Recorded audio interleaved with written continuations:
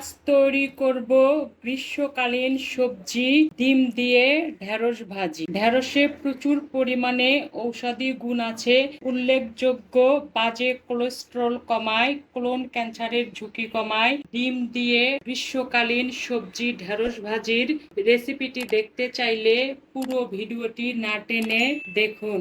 চলুন কিভাবে তৈরি করেছি ডিম দিয়ে ঢেঁড়স ভাজি। এখানে হাফ কেজির মতো ঢেঁড়স আছে, আমি একবারে পরিষ্কার করে ধুয়ে নিয়েছি। কাটার পরে আর ধোবো না, ঢেঁড়স ধোয়াও যায় না। এখন আমি কেটে নেব। আজকে আমি এভাবে কাটবো। আমি সব ঢেঁড়সগুলো এভাবে কেটে নিয়ে ফিরে আসব। ফিরে এলাম, ঢেঁড়স কাটা হয়ে গেছে আমার। আমি রান্নার জন্য চলে এসেছি। আমি সব ঢেঁড়স এভাবে কেটে নিয়েছি। আজকে আমি ঢেঁড়সের সঙ্গে একটু ডিম ব্যবহার করব। এখানে আমি দুটো ডিম ফেটে নিয়েছি। এখন বলা যায় যে ডিম দিয়ে ঢেঁড়স ভাজি। যাই হোক, চুলাতে কড়াই বসিয়ে দিয়েছি, জাল দিয়ে দিলাম, মিডিয়াম আঁচ দিয়ে দিলাম। কড়াইটা গরম হলে আমি ফিরে আসব। কড়াই গরম হয়ে গেছে। আমি আজকে সরিষার তেল দিয়ে ব্যবহার করব। আমি এখানে পরিমাণ মতো সরিষার তেল দিলাম। ভাজিতে একটু তেল বেশি লাগে। তেলটা একটু গরম হলে আমি পেঁয়াজ আর কাঁচামরিচ দিয়ে দেব। কাঁচামরিচ আর পেঁয়াজ আমি বেশি ভাজবো না, 2 মিনিটের মতো ভাজবো।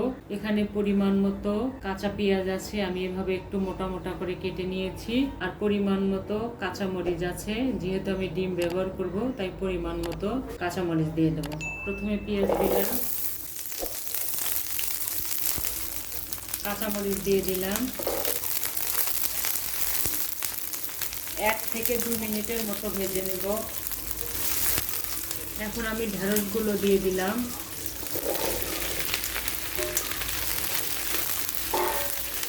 পরিমাণ মতো লবণ দিলাম। বেশি লাগে তাহলে কালারটা ঠিক থাকে, আমি এভাবে দিচ্ছি।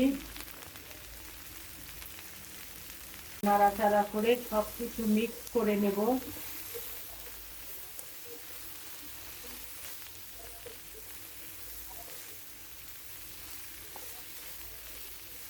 আস্তে আস্তে ভেজে নেব।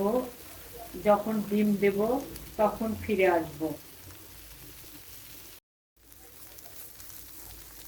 আমার ঢেঁড়স ভাজি প্রায় হয়ে গেছে।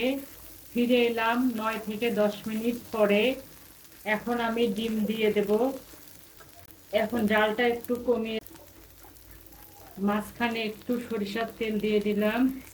তো গরম হলে আমি ডিমটা দিয়ে দেব, মাঝখানে দিয়ে দেব। ডিমটা হওয়ার পরে আমি ফিরে আসব। ডিম হওয়ার পরে আমি ফিরে এলাম 2 মিনিট পরে। এখন আস্তে আস্তে এগুলো আমি ছেড়ে ছেড়ে নেব। এখানে চাইলে আরো 2টা ডিম দেওয়া যাবে বা 3টা ডিম দেওয়া যাবে, আমি 2টাই দিলাম। যেমন খাবো তেমন ডিম দেব। এখন জালটা একটু বাড়িয়ে দেব। সব এখন মিক্স করে নেব। এখন বেশি ভাজবো না, 2 থেকে 3 মিনিট ভাজবো। বেশি ভাজলে ডিম শক্ত হয়ে যাবে। 3 মিনিট লাগবেই না।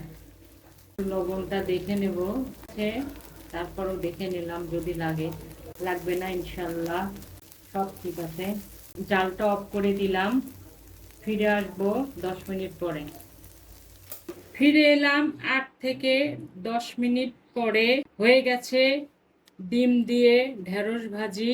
কত ইউনিক হয়েছে আজকের এই ডিম দিয়ে ঢেঁড়স ভাজি। ধোয়া ওটা ভাতের সঙ্গে খেতে যা মজা। আপনারা অবশ্যই এই ভাজিটা তৈরি করে নিজেরা খাবেন, আমাকে জানাবেন কেমন হয়েছে। আমার এই সহজ ভাজির রেসিপিটি যদি আপনাদের ভালো লেগে থাকে তাহলে প্লিজ সাবস্ক্রাইব ও শেয়ার করে আমার সঙ্গে থাকবেন। ভালো খান, সুস্থ থাকুন। ইনশাল্লাহ আবার দেখা হবে। আল্লাহ হাফেজ।